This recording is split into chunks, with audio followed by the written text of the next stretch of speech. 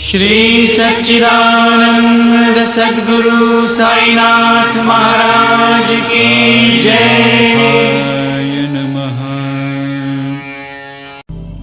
అందరికీ నమస్కారం।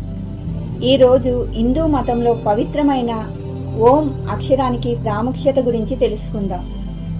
ఓం హిందూ మతంలో అత్యంత పవిత్రమైన శబ్దంగా పరిగణించబడుతుంది।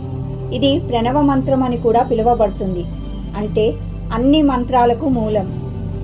ఓంని అతి శక్తివంతమైనదిగా భావిస్తారు।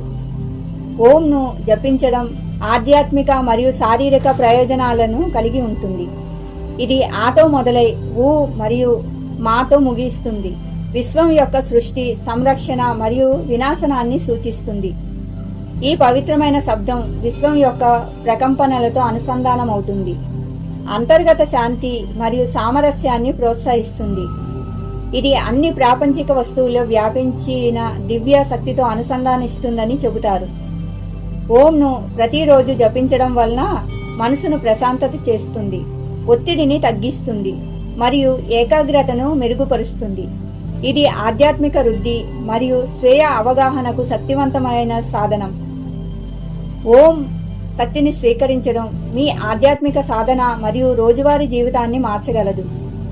ఈ వివరాలను ప్రేరణగా పొందినట్లయితే ఇలాంటి మరిన్ని ఆధ్యాత్మిక జ్ఞానం కోసం లైక్, షేర్ మరియు సబ్స్క్రైబ్ చేయండి। మళ్ళీ కలుద్దాం।